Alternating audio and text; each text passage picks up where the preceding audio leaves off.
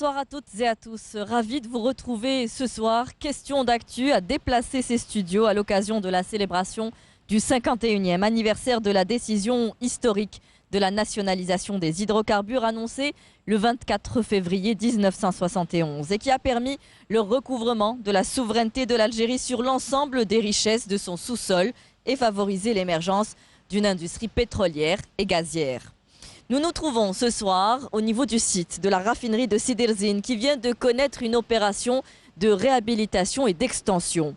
Avec la montée en cadence des capacités des raffineries du Nord qui ont fait donc ces dernières années l'objet de réhabilitation, le pays a atteint l'autosuffisance en carburant et va produire de l'excédent à destination de l'exportation. Nous parlerons également ce soir de la stratégie de Sonatrach pour se placer en tant qu'acteur majeur dans ce domaine tant au niveau national qu'international. Après une année 2020-2021 plombée par la baisse des revenus des hydrocarbures, le groupe Sonatrach retrouve de l'ambition et annonce vouloir investir 40 milliards de dollars entre 2022 et 2026 dans l'exploration, la production et le raffinage de pétrole et la prospection et l'extraction de gaz. 51 ans après, quelles sont les perspectives de cette entreprise qui est le poumon économique de notre pays? Quelles sont ses ambitions? On en parle ce soir avec nos invités et nous avons le plaisir d'accueillir ce soir Monsieur Botouba Batouche. Bonsoir. Bonsoir madame. Si vous pouviez prendre votre micro s'il vous plaît, merci. Bonsoir madame. Et vous êtes bienvenue, vice-président chargé de l'activité raffinage et pétrochimie à Sonatrach. Oui, bienvenue à la raffinerie d'Alger. Merci de nous accueillir dans ce cadre, Monsieur Botouba Batouche. Nous accueillons également Monsieur Ayesh Ramdan. Bonsoir. Bonsoir. Vous êtes divisionnaire raffinage à Sonatrach également. Merci d'être avec nous ce soir et de nous accueillir également ici. Ouais. Merci. Nous accueillons également Monsieur Zerdani Rachid. Bonsoir. Bonsoir. Vous êtes vice-président SPE, donc responsable de la stratégie, de la planification et de l'économie à la Sonatrach. Merci d'avoir accepté notre invitation et merci de nous accueillir chez vous encore une fois. Alors en plus de réaliser des résultats positifs en 2021 avec plus de 34 ou 35 milliards de dollars de chiffre d'affaires à l'export, la Sonatrach a aussi considérablement réduit la facture d'importation de carburant. Durant l'année 2021, il n'y a pas eu d'importation de carburant grâce notamment à la réhabilitation des raffineries du Nord. Mais avant d'en parler, on va faire un petit rappel historique avec vous, Monsieur Botouba Batouche, sur cette raffinerie que vous avez vous-même dirigée il y a quelques années. Vous avez grandi ici. C'est la doyenne un peu des raffineries, celle de Sidi Rezine. Effectivement, la raffinerie d'Alger, située à Sidi Rezine au niveau de Berraqi, c'est la première raffinerie qu'a connue le pays. Elle a démarré en 1964 et pour rappel, donc, c'est une des raffineries du pays. Après cette raffinerie, il y a eu celle de Arzew qui est venue en 1972, puis celle de Skikda en 1980. Celle de Hassim Saoud avant, en 1979, puis celle de Condensat de Skikda et celle de Adrar, la dernière. Donc nous comptons 6 raffineries d'une capacité de traitement de 30 millions de tonnes par an de pétrole brut et de condensat. Toutes ces raffineries travaillent pour la satisfaction du marché national en produits pétroliers, notamment les carburants communément connus, essence et diesel. Est-ce qu'on peut dire que c'est un acquis énorme aujourd'hui, la raffinerie d'Alger, qui nous a permis de passer d'importateur à celle, dans le futur, en tout cas d'exportateur de produits raffinés? Le programme de réhabilitation qu'a connu les 3 raffineries du Nord a permis d'augmenter la capacité de traitement de 3,2 millions de tonnes de brut. Ce qui résulte, c'est 1,2 million de tonnes d'essence en plus et 2 millions de tonnes de gasoil en plus pour couvrir les besoins du marché national. Il y a eu un gain aussi d'un milliard 700 millions sur les importations. Cette réhabilitation et cet ajout de production a permis donc de produire plus et de réduire la facture d'importation. Qui était de l'ordre de 2 Qui était milliards. de l'ordre de, dollars. 2 milliards de dollars. Nous sommes actuellement, en 2021, nous n'avons importé aucune goutte, ni d'essence, ni de gasoil. Les 300 millions qui restent sont d'autres produits dérivés. C'est beaucoup plus, c'est le fuel et la nafta. Oui. Je veux rajouter que les raffineries traitent deux pétrole-buts différents. Donc, Skikda, Arzio et Alger, Hassim Saoud traitent le pétrole-but de Hassim Saoud. Par contre, Adrar, elle traite le pétrole-but local de Adrar. Et la deuxième raffinerie de Skikda, elle traite le condensat. Oui. Ouais. Et celle d'Adrar couvre un peu les besoins nationaux de la région le sud-ouest. oui. Voilà. Béchar, Béchar, Tindouf, le sud-ouest, complètement le sud-ouest. Est-ce qu'on peut dire aujourd'hui qu'avec ces réalisations, on parle de réhabilitation, on parle aussi d'extension et de création de nouvelles raffineries. Oui. Ce qu'on voit aussi derrière nous à l'image, c'est de nouvelles unités qui ont été aujourd'hui créées sur le site d'Alger. On va aussi vers la création de nouvelles raffineries, celle de Hassim Saoud qui est attendue également. Ouais, ouais. Donc, toutes les raffineries, elles ont subi la réhabilitation, une adaptation, et aussi en installant de nouvelles unités.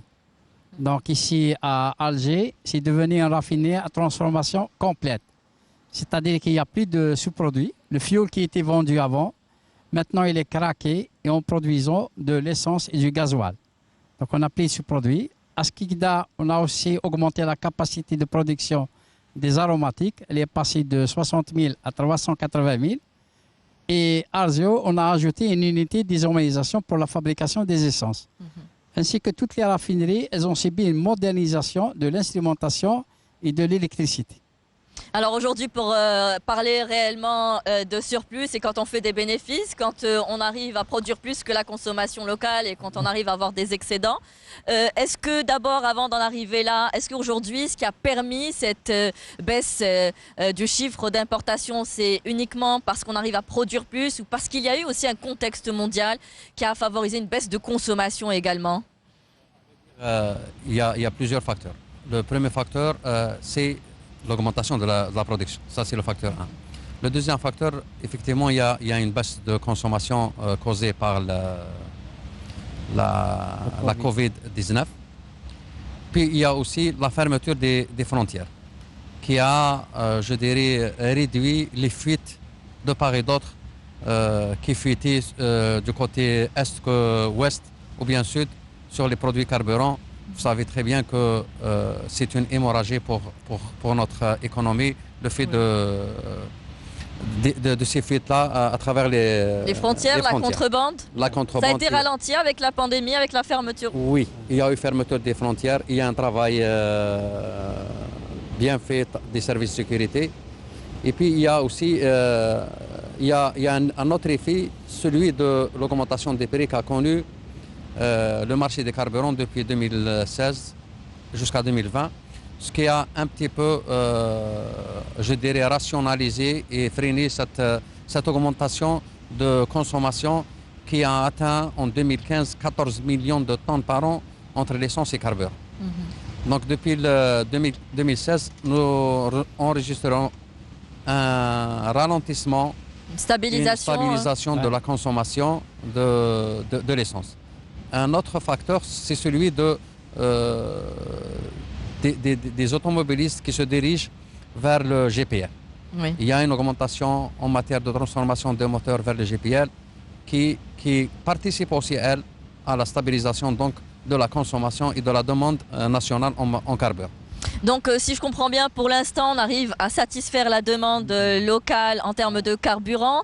En termes de gasoil, ça se présente comment? Est-ce qu'on se projette un peu dans les quelques années à venir, une fois que la relance économique sera reprise? Est-ce que nous pourrons toujours satisfaire la demande à tous les niveaux? Avec la nouvelle raffinerie de Hassim Saoud qui va arriver, donc en 2026, il y aura une augmentation de production et en essence et en gasoil. Et certainement, on va satisfaire le marché national. On sera excédentaire également, on pourra aussi importer? Oui, on a. C'est-à-dire, sur le plan développement, la Sonatrach a inscrit plusieurs projets dans le but de satisfaire le marché et d'engager un surplus pour l'exportation. Il y a, tel qu'indiqué par M. Ayash, la raffinerie de Hassim Saoud, que le projet a été lancé. elle va apporter une quantité de 2,6 millions de tonnes de À partir de gasoil quand? à partir de 2026. Et puis, il y a 1,7 million de tonnes d'essence. Le deuxième projet inscrit, c'est celui de l'hydrocracker de Skikda. Donc, ce hydrocracker permet de produire 3,2 millions de tonnes de gasoil. Au-delà de 2013, nous aurons un excédent en matière de gasoil qui est peut-être soumis à l'exportation. C'est-à-dire que même avec la reprise aujourd'hui du trafic aérien qui avait plombé un petit peu la période pendant la pandémie, tout cela, nous serons quand même capables d'assurer nos besoins. Et le gasoil produit par l'hydrocracker de Skikda répond aux normes internationales. Oui. C'est-à-dire qu'il sera possible d'exporter. Alors aujourd'hui, il faut se placer aussi sur les marchés internationaux en respectant les normes internationales, avec la neutralité carbone, avec d'autres normes. On va en parler, mais on va d'abord rester sur cet avenir florissant qui attend les hydrocarbures. Tout le monde dit finalement que avec cette rareté de produits qui se fait de plus en plus rare, on dit que cette année, c'est là où il y a eu le moins de découvertes dans le monde. C'est ce qui va peut-être favoriser cette tendance haussière des prix. Les prix ne vont pas baisser. Aujourd'hui, on s'attend à ce que ça reste dans cette lancée. Alors, si on parle de prix, vous savez, les prix du pétrole ou du gaz sont liés aux fondamentaux du marché. C'est-à-dire, ils sont liés à l'offre de ce produit, que ce soit pétrole ou gaz, mais aussi à la demande, au niveau de la demande. Oui. Nous avons connu, après une année un peu difficile, liée en raison du Covid 2019, un marché défavorable avec des prix très bas. Mais la période post-Covid, notamment en 2021, a connu une reprise économique, ce qui a favorisé... On n'est pas encore vraiment dans le post-Covid, on l'espère, mais en tout cas, il y a eu une relance. Exactement. Oui. Il y a une relance économique favorisée, bien sûr, par différentes mesures qui ont été prises par les différents pays pour relancer leur économie, mais aussi favorisée par la levée des contraintes et des restrictions sur la mobilité et le déplacement des personnes. Oui. Et puis, face à cette reprise économique qui a encouragé l'augmentation de la demande en pétrole, notamment après un hiver très froid en Europe et en Asie. Et puis, d'un autre côté, malheureusement ou heureusement, ça dépend où est-ce qu'on se situe, il y a eu une restriction de l'offre. Donc, il y avait moins d'offres. Oui. Donc, moins d'offres pour différentes raisons, donc liées notamment à la limitation de la production des pays de l'OPEP+, mais aussi à des problèmes d'approvisionnement, des problèmes de maintenance sur certaines régions, mais aussi et surtout une conséquence de la baisse d'investissement qu'a connu le segment exploration-production pratiquement depuis 2014, où les investissements ont baissé de moitié. C'est parce qu'on est parti peut-être trop vite dans cette transition énergétique. Il y a eu une précipitation. Ensuite, on est revenu sur certaines décisions. Donc, il y a eu certains doutes au niveau des investisseurs. C'est ça qui a créé ce désordre. Exactement. Il y a d'un côté la transition énergétique où beaucoup de compagnies ont affiché des objectifs d'aller vers de nouvelles sources plus propres. Donc, ils ont un peu ralenti leur investissement dans l'oil et le gaz. Mais il y a aussi cette tendance que vous avez citée tout à l'heure, cette tendance de découverte de taille petite à moyenne. Oui. Pratiquement, ça nécessite beaucoup d'investissements avec beaucoup de risques. Et donc, les compagnies sont dirigées plutôt vers le développement de découvertes ou l'amélioration des taux de récupération sur certains gisements qui sont des opérations moins risquées par rapport à l'exploration. Donc, c'est ces deux facteurs qui ont conduit à la baisse des investissements et avec conséquence une limitation de l'offre, ce qui a créé un déséquilibre sur le prix. Maintenant, sur le futur, les prix vont dépendre aussi de la perception du marché sur l'offre future et la demande future. Et, pour revenir un peu à l'investissement, parce que vous parlez de ce désintéressement qu'il y a eu ces dernières années, qu'en est-il pour chez nous, pour la Sonatrach? Avons-nous poursuivi nos investissements, nos explorations en amont? Alors, si on voit les 10 dernières années au niveau de Sonatrach, on a investi autour de 100 milliards de dollars. Donc, on a investi près de 10 milliards de dollars par année, entre 8 milliards et 10 milliards de dollars par année. Sonatrach n'a pas cessé d'investir, donc nous avons gardé un effort d'exploration pour pouvoir renouveler nos réserves, pour pouvoir premièrement satisfaire le marché national, mais aussi garantir des revenus pour l'État. Donc notre enjeu, c'était de maintenir notre niveau d'exportation, voire l'augmenter, et aussi satisfaire un besoin croissant du marché national qui des fois affiche des taux de croissance supérieurs à 5% par année. Alors, les réserves prouvées de l'Algérie en matière de pétrole sont de l'ordre d'entre 10 et 12 milliards de barils. À ce rythme actuel, nous avons encore 27 années de production selon les estimations des experts. Les réserves de gaz naturel sont de l'ordre de 2 milliards 368 millions de mètres cubes. Si je ne me trompe pas, vous me corrigez, vous me reprenez. Alors, ces réserves permettent à l'Algérie de développer aujourd'hui une industrie pétrochimique pour créer des richesses et contribuer à la relance économique. Monsieur Boutouba Matouche. Oui, donc l'intérêt que porte Sonatrach pour la partie aval du oil and gas, c'est la transformation. Donc ça commence par le raffinage et ça se termine par la pétrochimie. Les produits pétrochimiques ont une valeur ajoutée très élevée. Ils nécessitent beaucoup de capitaux au départ, mais une plus-value. Effectivement, c'est des projets capitalistiques, ça demande beaucoup de capitaux et ça donne de la valeur, des produits à valeur ajoutée très élevée.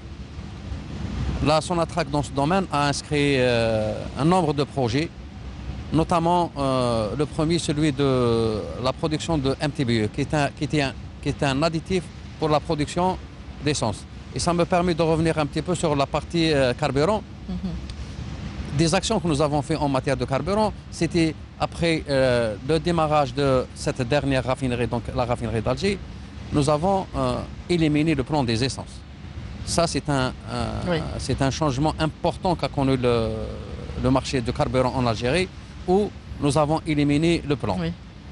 L'étape suivante a été de unifier les essences. Nous avions 3 essences. Nous avions la normale, la super et le sans plan. Donc, nous avons unifié tous ces 3 grades d'essence en une seule grade.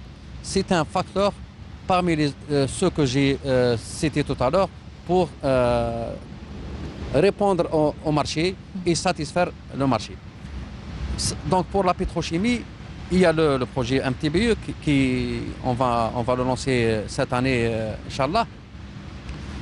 Il sera fait sur capitaux, donc par financement local. Donc c'est des banques algériennes qui vont financer ce projet. Le deuxième projet, ça sera le LAB, donc le linéaire alkylbenzène, qui est un intrant dans l'industrie de détergents, qui est actuellement importé. Le troisième projet, que les travaux commenceront en septembre selon le planning, c'est celui de polypropylène. En partenariat avec un partenaire étranger. Donc nous allons lancer cette usine pour valoriser le propane que nous produisons et pour en faire un produit à valeur ajoutée. Il y a d'autres produits qui sont en maturation, s'agissant de complexe méthanol. Et le deuxième, c'est celui de vapocracker, je dirais un vapocracker de mix de naphtha et de GPL, pour aussi valoriser les produits issus du raffinage. Ah, très bien. On vous demandera juste de reprendre le micro voilà, pour qu'on puisse mieux vous entendre, s'il vous plaît. Donc, on parle de 8 grands projets quand même. Il y en a certaines qui connaissent quand même des retards. Est-ce que c'est parce qu'il faut une certaine maîtrise, que cela nécessite beaucoup d'investissement? À quel niveau se pose le problème pour la réalisation de tous ces projets? Il y avait d'abord le Covid qui a bloqué un peu les choses. Et puis maintenant, ça reprend. Comme il a dit M. Boutouba, le MTBE va bientôt démarrer. Jusqu'à présent, on importe aux environs de 200 000 tonnes par an, qui constituent 5% du blender d'essence, donc 5% de la production d'essence. Et maintenant, il y a le MTBE qui va démarrer. Il y a la raffinerie de Hassim Saoud qui va démarrer aussi en cette année 2022. Donc, tous les projets vont reprendre leur avancement. Alors, je sais qu'il y a quelque chose qui vous tient vraiment à cœur, c'est qu'aujourd'hui, vous avez réussi quand même, comme pour celle de la raffinerie d'Alger, de la réhabiliter, de l'étendre aussi grâce à nos compétences, des compétences algériennes. Ça vous a permis aussi d'employer de nombreux Algériens sortis de nos universités. La réhabilitation des trois raffineries, de Skikda et d'Alger et d'Arzul, ça a permis de recruter quelques 1200 universitaires algériens. On les a mis dans le projet pour acquérir les nouvelles technologies. À Skikda, il y avait le système de contrôle Yokogawa. À Alger et Arzul, le système de contrôle Honeywell. Donc, ils se sont vite adaptés aux nouvelles technologies. Aujourd'hui, c'est eux qui gèrent la raffinerie. Dans la majeure partie, c'est eux qui sont les responsables de la production, de la maintenance et du système de contrôle de la raffinerie. En tant il y avait parmi eux, bien sûr, des femmes. On retrouve aujourd'hui des femmes dans la production, dans le technique, dans la sécurité et même dans la maintenance. Et la moyenne d'âge de nos jeunes, ça tourne autour de entre 35 et 40 ans. C'est un secteur qui nécessite beaucoup de recherche, beaucoup de maîtrise de certaines technologies et d'associer nos universités également. Hein. C'est une question de souveraineté aussi. Tout à l'heure, je parlais un peu de nos capacités, de nos réserves. Aujourd'hui, l'Algérie est tenue d'augmenter ses capacités de production afin de réussir le défi du développement de l'industrie pétrochimique et les différents programmes tracés dans le cadre de la stratégie du secteur. Alors, ces estimations dépendent-elles de la recherche, de notre niveau de recherche? Vous parliez tout à l'heure du travail que vous faisiez en amont. Est-ce qu'on fait toujours des explorations? On cherche d'autres forages? On est toujours dans cet actif? On espère toujours trouver d'autres réserves? Je voudrais tout d'abord revenir sur les réserves. Vous avez parlé des réserves. Vous avez dit que la durée de vie est aujourd'hui autour de 27 ans. C'est pas moi, c'est les experts. Hein. Oui, 27 ans ou 30 ans autour de ça. Il faut dire que si on revient 10 ans, 20 ans, 30 ans en arrière, on va toujours trouver que la durée de vie des réserves est autour de entre 25 ans à 30 ans. Oui. Donc les réserves est une notion dynamique. Et si on parle des réserves actuelles que vous avez citées, là ce n'est qu'une partie des volumes qui existent dans le sous-sol. Une partie qu'on considère aujourd'hui que nous avons récupérable selon les conditions techniques, technologiques actuelles, mais aussi selon des conditions de rentabilité économique. C'est-à-dire qu'il y a des réserves, il y a d'autres types de réserves qu'on appelle probables et possibles, qu'on peut extraire, mais soit ils ont actuellement un problème de rentabilité, c'est-à-dire qu'il faut les rentabiliser pour pouvoir les extraire, ou bien techniquement, c'est-à-dire la technologie actuelle coûte plus cher pour pouvoir espérer les extraire. Donc, c'est là que nous avons besoin un peu de l'expérience, peut-être des multinationales. Donc Sonatrach aujourd'hui maintient son niveau d'exploration, spécialement pour pouvoir renouveler les réserves, maintenir, voire augmenter cette durée de vie, mais aussi elle fait des efforts sur les gisements existants. On a des gisements importants tels que Hassim Saoud. Alors beaucoup favorisent justement à ce qu'on investisse plus dans le développement de ce gisement qui pourrait nous offrir plus que d'aller explorer encore d'autres gisements. Quel est votre avis sur la question? Alors, il faut faire les deux. Il faut faire les deux. Mais il faut aussi profiter du partenariat pour partager les risques et pour faire les efforts nécessaires. D'ailleurs, la nouvelle loi sur les hydrocarbures a donné plus de flexibilité. Un partage de production, donc il y a plus d'intérêt. Exactement, pour attirer les partenaires, parce qu'il y a un travail dans l'exploration qu'il faut absolument faire. Il y a des découvertes, même de taille moyenne ou petite, qui sont proches des installations, qu'on peut rapidement les exploiter. Il y a aussi des volumes qu'on espère trouver, mais dans des bassins qui restent sous-explorés. Et là, ça nécessite l'apport des partenaires en termes notamment de financement de ces opérations. Bien sûr, il y a la partie effort de développement, parce qu'on a des découvertes non encore développées, il faut les développer, et effort d'amélioration, bien sûr, de la récupération dans des gisements qu'on exploite actuellement. Alors on a parlé juste avant de ce désintéressement qu'ont connu les multinationales un peu dans l'exploration, dans l'amont, aujourd'hui dans le secteur pétrolier. Est-ce que nous sommes encore capables d'attirer des acteurs majeurs justement en tant que partenaires? Exact. Donc, bien sûr qu'il y a un désintéressement, notamment dans des activités qui présentent des risques, tels que l'exploration.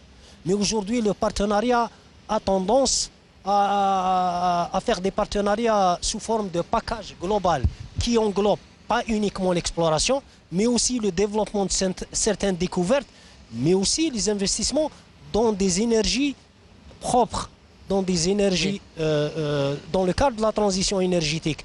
Et là, c'est intéressant aujourd'hui d'aller vers des partenariats globaux et où l'exploration fera partie, et ça peut intéresser les partenaires dans ces cas. Alors, est-ce qu'aujourd'hui, on le voit, hein, il faut une parfaite maîtrise des technologies pour pouvoir développer encore nos réserves et ce qui est important aussi, hein, puisque si on revient à l'aval, toujours entre l'amont et l'aval, si on parle de développement de pétrochimie, il faut aussi pouvoir se positionner sur les marchés internationaux. Quand on sait qu'il y a certaines multinationales qui ont le monopole sur certains produits, est-ce qu'aujourd'hui on sait vers qui s'orienter? Est-ce qu'on fait des études de marché? Parce qu'il ne suffit pas de produire sans trouver d'acquéreurs derrière. Écoutez, faire un investissement, comme disait tout à l'heure César Dani, donc c'est un risque. Et avant de prendre un risque, on fait des études. Donc surtout que ces projets, c'est en partenariat. Oui. Enfin en partenariat et même au niveau de son attraque. On ne fait pas quelque chose si on ne fait pas l'étude de marché. Donc il y a une étude de marché qui est faite, détaillée, combien qu'on va produire, à quel prix on va vendre et quels sont les marchés cibles. D'autant plus que les projets qu'on est en train de développer, c'est des projets à financement externe. C'est-à-dire qu'ils sont faits par les banques. Donc il y a un deuxième niveau de contrôle. Les banques ne prêtent pas s'ils n'ont pas de garanties. Donc il y a une étude qui est réalisée en avant, mais le jour de débloquer le financement, il y a une confirmation. Donc les banques exigent une confirmation que l'investissement est rentable pour vous prêter de l'argent. Donc nous allons faire les études sur le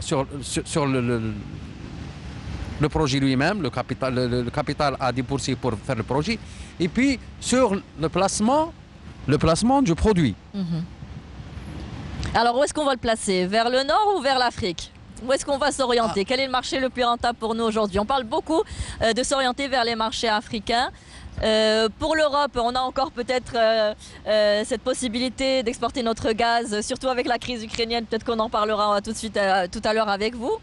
Et pour le reste des produits. Alors je dirais pour les carburants, il y a l'Afrique qui offre une opportunité et nous essaierons d'analyser et de saisir cette opportunité. C'est bien sûr cette possibilité sera étudiée une fois que les projets dont nous avons parlé entreront en service, notamment celle de la raffinerie de Hassi Messaoud ou bien le cracking de Skikda. Donc quand on dégagera un excédent, les carburants peuvent être écoulés au niveau de l'Afrique. Sur les produits pétrochimiques, par contre, là nous ciblons là où il y a de l'activité de transformation. L'activité de transformation actuellement, elle est dans les pays émergents. Donc il y a la Chine, l'Inde, la Turquie, oui, l'Afrique du Sud. Donc il y a des études de marché et les marchés cibles. Oui. Quelle quantité et à quel prix. Donc toutes ces études sont faites pour assurer la rentabilité des projets, notamment les projets capitalistiques tels que les projets pétrochimiques. Oui. Vous vouliez intervenir, oui, monsieur? Par exemple, la raffinerie d'Adrar, elle roule à 65% et elle satisfait tout le marché du sud-ouest. Maintenant, il y aura pour 2023 une prévision d'aller à 100% Et peut-être que l'excédent, on peut le dégager pour cette Afrique de l'Ouest. Oui, c'est ce qu'on espère, pouvoir exporter plus tard. On a parlé beaucoup de ce qui se fait en amont. Je vous propose de regarder ce reportage réalisé par Saïda Mayouf. Elle s'est déplacée à Hasirmel pour voir cette opération Boosting 3, voilà, pour essayer de booster, de donner plus de pression au gaz qui commence à s'épuiser. Je vous propose de regarder ce reportage et de revenir juste après pour le débat. Le champ de Hasirmel, une des plus grandes plateformes gazières au monde, 4e réserve et la plus grande du continent africain. Un gisement ayant connu nombreuses évolutions depuis la découverte du premier puits foré en 1956, mais également des réalisations gigantesques au fil des ans. La dernière en date, le projet Boosting 3 mis en exploitation en 2021. Des installations imposantes pour faire face à la déplétion naturelle du gisement de Hasirmel. Ce projet-là est inscrit comme étant un projet d'investissement pour assurer un plateau de production de 180 millions standards mètres cubes jour, répartis en 3 boostings. La zone centrale avec 110 millions standards mètres cubes par jour, la zone sud SBS pour 37 millions et la zone nord pour 43 millions standards mètres cubes jour. Le boosting a été réalisé en 3 étapes, en 3 phases. La première phase a démarré en 2004 pour pouvoir comprimer du gaz de 64 bars à 102 bars, qui est la pression de fonctionnement des installations existantes. Et la deuxième phase a démarré en 2009 pour pouvoir descendre à des pressions basses de 57 à 102. Ce boosting, il a connu l'installation des nouvelles unités et aussi de faire un rebundling des équipements existants. Parce que lorsqu'on descend en pression aussi, il faut accompagner avec les débits. Et ça a permis aux installations de continuer de fonctionnement. Et le dernier boosting, qui est le grand projet, de permettre de maintenir un plateau de production de 180 millions standards mètres cubes jour et permettre une récupération additionnelle de 400 milliards de standards mètres cubes. Les unités des installations de ce projet stratégique se composent de divers équipements de séparation et de filtration pour la production des 3 effluents, à savoir le gaz sec, le condensat et le GPL. Le gaz comprimé au niveau des des unités de boosting 1 et 2 et 3, donc refoulé vers les unités de traitement et production, gaz condensat GPL. Donc à Hasirmel, c'est-à-dire 2 procédés sont installés à Hasirmel utilisés, procédé Pritchard et procédé Edson. Le Boosting 3 est également une salle de contrôle dernière génération dotée d'équipements numériques sophistiqués ou encore un laboratoire de contrôle de qualité avec un appareillage haute performance, le but étant la satisfaction du marché national et international. Les objectifs recherchés par cette production, tout d'abord, c'est de satisfaire le marché national. Deuxièmement, c'est satisfaire nos clients à l'international, bien sûr, et de dégager une rente en devise pour l'Algérie. Donc, il y a le gaz de Hasirmel, il est de haute qualité, il n'y a pas de traces de soufre, on est en train de respecter toutes les conditions et les clauses contractuelles avec nos partenaires étrangers. La politique HSE de la Compagnie nationale des hydrocarbures Sonatrach veille sans relâche à ce que tous les dispositifs de maîtrise du risque soient constamment fonctionnels et on ne peut plus efficaces. Un système de management HSE qui a pour objectif de préserver, de protéger la santé et la sécurité des employés, des collaborateurs et des prestataires, d'exercer, de développer et d'exploiter des procédés très complexes mais sûrement et en toute sécurité, de limiter l'impact des activités et des produits sur l'environnement. Réalisé dans les temps impartis en dépit de la pandémie du Covid-19 avec une main-d'œuvre hautement qualifiée et un savoir-faire avéré en matière d'hydrocarbures qui de plus est se trouve être totalement algérienne, le Boosting 3 est une pression ajoutée et un défi de taille relevée, faisant ainsi la fierté de l'Algérie. Le Boosting 3, une réalisation imposante dictée par l'impératif d'assurer la sécurité énergétique du pays, mais également mettre en place de hautes capacités de compression afin de faire face à l'épuisement naturel du gisement de Ras El-Mel. Voilà, pour dire que toujours Sonatrach investit en amont encore dans le secteur pétrolier. On va parler aussi du gaz naturel liquéfié. En 2021, les importations ont augmenté de plus d'un quart en Europe, tandis que les prix du gaz ont enregistré des niveaux historiques, ce qui offre une marge de manœuvre financière peut-être plus importante aux pays exportateurs de gaz. L'Algérie a procédé jeudi dernier à la signature d'un contrat de 25 milliards de dinars pour la construction d'un bac de stockage supplémentaire du GNL. Ça va nous aider à augmenter nos réserves en la matière et faire face à un imprévu, à tout imprévu. Alors déjà, sur le GNL, l'Algérie est pionnière dans cette industrie à travers la réalisation du premier complexe dans le monde, le GL4Z, ce qu'on appelle l'X-Camel. Par la suite, elle a développé plusieurs complexes GNL. Aujourd'hui, on dispose de 4 complexes GNL d'une capacité design totale de l'ordre de 54 millions de mètres cubes, ce qui est très important. Bien sûr, cette voie de GNL donne plus de flexibilité à Sonatrach et à l'Algérie en matière d'exportation. En plus des gazoducs directs qui alimentent l'Europe, on a le GNL où on peut exporter du gaz vers l'Europe, mais aussi vers des destinations lointaines telles que l'Asie, où il y a la Chine également notamment, l'Inde. Une opportunité de vente.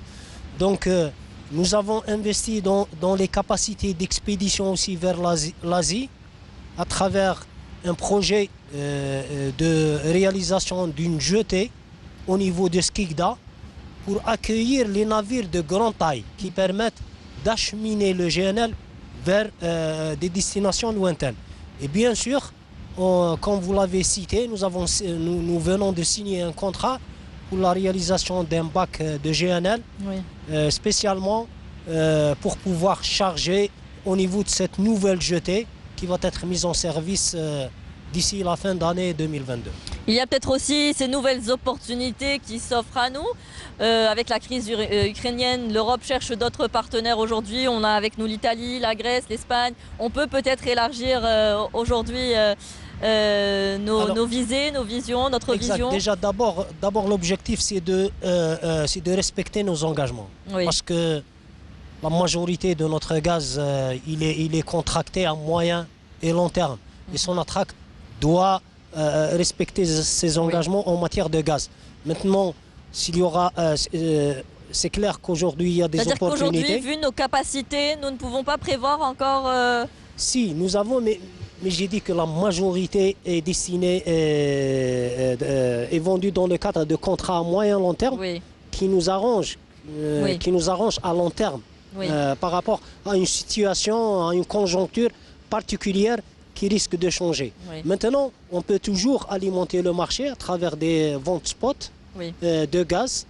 Mais c'est ce qui se fait maintenant, hein, c'est un peu la tendance, hein, les ventes spot aujourd'hui. Exactement, donc, mais ça ne représente pas la grande partie de nos ventes.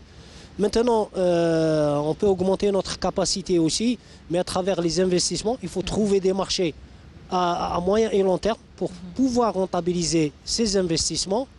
Donc, on a déjà des projets qui sont en cours, qu'on va réceptionner au cours de l'année, notamment des projets qui se situent dans la partie sud-ouest. C'est une partie de la région algérienne qui décèle des perspectives intéressantes en matière de gaz. Donc des projets qui vont être mis en service aussi d'ici fin d'année, début de l'année 2023, où on aura des quantités supplémentaires de gaz, déjà pour satisfaire l'augmentation de la consommation nationale, mais aussi pour vendre des quantités supplémentaires sur le marché. Et puis, je rappelle qu'il y a quand même un plan de développement de l'ordre de 40 milliards de dollars d'ici 2026 que Sonatrach prévoit. Est-ce qu'il faudra qu'on maintienne le prix actuel du baril du pétrole pour pouvoir financer Alors, le programme qui est défini par Sonatrach à moyen terme, c'est autour de 40 milliards de dollars. Et donc, bien sûr, Sonatrach veille à ce que ce programme soit financier. Donc, on fait beaucoup de simulations de prix. Oui. Et donc, on s'assure que ce programme peut être financé par l'entreprise par rapport à des prix de référence qu'on s'est fixés, qui sont inférieurs à ces prix actuels. C'est à 50 $. Les prix à 50 $. 50, Voilà, se situe à 50 $. Par mesure de prudence. C'est-à-dire, si on est à 50 $ demain, c'est-à-dire on est sûr qu'on va assurer le financement de ce programme d'investissement, qui est un programme très ambitieux. Oui. Mais donc l'objectif, vraiment, c'est de répondre aux enjeux dans l'amont, comme on l'a dit, pour l'exploration et le développement de nouveaux gisements. D'ailleurs, l'exploration-production représente 70% de ce programme, mais aussi les enjeux en aval, dans le raffinage et la pétrochimie, pour pouvoir capter plus de valeur au niveau aval. Aujourd'hui, le produit brut coûte moins cher que le produit raffiné, hein, donc on a une plus-value importante. Exactement. On a aussi un programme qui s'inscrit dans le cadre de la transition énergétique, dont l'objectif est de réduire aussi l'empreinte carbone dans notre chaîne de valeur, et aussi faire des études et tester des pilotes en matière de nouvelles énergies telles que l'hydrogène, le biofuel. Oui, hydrogène vert, bleu, si je me trompe pas. On a le gasoil aussi qui reste très polluant à ce niveau-là. Hein. On ne pourra pas répondre à cette exigence de neutralité carbone qui est demandée aujourd'hui. La neutralité carbone, elle est demandée sur toute la chaîne. Oui. Donc il y a du travail qui est en train de se préparer et de se faire pour réduire un petit peu l'empreinte carbone de la Sonatrach. Vous savez, cette neutralité carbone vise premièrement à au moins conserver le chiffre d'affaires actuel. Si notre empreinte carbone reste élevée, ça a des conséquences sur les prix de vente de nos produits. Donc tout l'intérêt est de réduire cette empreinte carbone. Nous y travaillons pour réduire nos consommations internes. Donc en matière de nos procédés, on doit chauffer, on dégage de CO2 et on doit le réduire celle-là. Nous avons un programme sur la partie torchage, donc, où nous comptons, si je me trompe, corrige-moi Zerdani, de réduire le torchage à moins de 1% d'ici 2030 pour réduire on se trace des objectifs dans le but de s'inscrire. Pour réduire le torchage, parce que ça permet de réduire l'empreinte carbone de la Sonatrach et comme résultat, on aura moins d'impact sur les prix de vente de nos produits. Un produit qui est vendu et produit avec une empreinte carbone élevée, il subit des taxes que nous paierons ailleurs, non pas en Algérie. Et c'est de là l'intérêt sur lequel nous travaillons de réduire l'empreinte carbone sur toute la chaîne de l'amont jusqu'à l'aval. Très bien. Il y a aussi l'exploration, vous parliez en interne, mais aussi en externe. On pense à retourner en Libye aujourd'hui. Sonatrach, donc, entame des démarches en vue de son retour en Libye, où elle a suspendu la plupart de ses activités en 2014. Une délégation du groupe devait se rendre d'ici la fin février afin de préparer avec son partenaire, la compagnie nationale libyenne, les conditions d'un retour sécurisé pour les travailleurs et les équipements. Où est-ce qu'on en est aujourd'hui? C'était la déclaration du PDG de Sonatrach. Est-ce que cette équipe va partir, est partie, ou on en est où? On a des informations. Déjà, pour parler de l'international, il faut dire que Sonatrach, elle est présente sur l'ensemble des segments de la chaîne pétrolière à l'international. Donc on est présent dans l'exploration, notamment dans des pays voisins, la Libye, le Niger, le Mali et la Tunisie aussi. Oui. On a réalisé des découvertes, notamment en Libye et au Niger, qu'on espère développer bien sûr. On est présent aussi dans la production d'hydrocarbures et le transport, dans la production au Pérou. Donc on a un gisement Camisia, on a une participation. Le Niger pourrait être une nouvelle niche d'investissement pour la Sonatrach? Le Niger. Le Niger? Oui, le Niger, la Libye, c'est des niches. Et puis il y a d'autres pays. On explore. Capacité, on explore d'autres pays, on fait des réunions avec des délégations, notamment africaines, donc où ils connaissent le savoir-faire de Sonatrach, de l'Algérie en matière d'énergie. Et donc nous, on veut exporter notre savoir-faire, exporter aussi nos services, nos productions. Oui. Nous avons des filiales. C'est ça, aujourd'hui, l'intérêt de Sonatrach, c'est de se placer en tant qu'acteur majeur Exact. aussi sur le plan international, hein, comme une entreprise énergétique non plus, non pas segmentée au niveau juste du pétrole. Hein. Je pense que toutes les multinationales envisagent un peu cette démarche aujourd'hui. Exactement, exactement. Parce que Sonatrach a une vision plus globale. Donc c'est une compagnie internationale. Nous avons beaucoup d'expérience. Nous avons des partenaires ici qui opèrent en Algérie, mais nous avons aussi des partenariats ailleurs. On veut profiter de ces partenariats. On profite aussi de tout le savoir-faire qu'on a acquis, que ce soit acquis par Sonatrach ou par ses filiales, dans les différents maillons de la chaîne pétrolière. Et on sait pertinemment, avec la transition énergétique, qui offre ces opportunités. Elle offre des opportunités dans l'oil and gas, la transition énergétique, parce qu'aujourd'hui, la tendance des pays et des compagnies pétrolières, c'est vraiment monétiser rapidement les réserves, c'est-à-dire accélérer le développement des réserves et aller vers les sources. Oui, voilà. Merci, donc, c'était pour mieux vous entendre. Pour le gazoduc aussi, Lagos-Alger, on sait que les discussions ont repris, en tout cas vont reprendre. Le ministre de l'énergie était à Niamey. Alors, pour le gazoduc, le projet de gazoduc entre le Nigeria et l'Algérie, donc il concerne 3 pays, le Nigeria, le Niger et l'Algérie. Donc il y a eu dernièrement les déclarations de monsieur le ministre de l'énergie et des mines sur un groupe mixte entre les trois pays pour pouvoir reprendre ce dossier dont les études ont été déjà faites par le passé, mais qui nécessite aujourd'hui une actualisation des études et bien sûr pour prendre la décision finale. Et ce projet est intéressant pour toute la région. Ça a permis de disposer de nouvelles capacités de gaz qui pourront être exportées en Europe et ailleurs, surtout avec la disponibilité d'infrastructures très importantes en Algérie en matière de gaz et qui permet ça. Voilà. Et en matière de transition énergétique, on pense aller vers d'autres secteurs aujourd'hui comme le solaire, le développer avec le désert et le Sahara qu'on connaît, avec cette pile électrique qu'on n'arrête pas d'en parler aujourd'hui. Est-ce qu'aujourd'hui Sonatrach aussi s'oriente vers cette perspective? Effectivement, déjà nous avons dans le plan, on a parlé de 40 milliards de dollars qui vont être investis.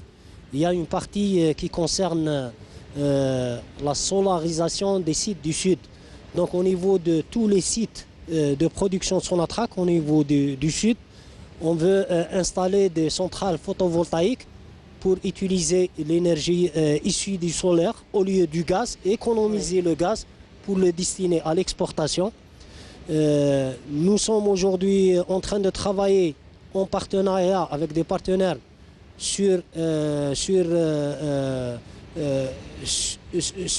d'autres options liées, bien sûr, liées à des technologies dans le solaire, mais aussi liées à l'hydrogène, qui peut être une source d'énergie d'avenir, où l'Algérie a des potentiels pour pouvoir exporter ce produit dans le futur en Europe.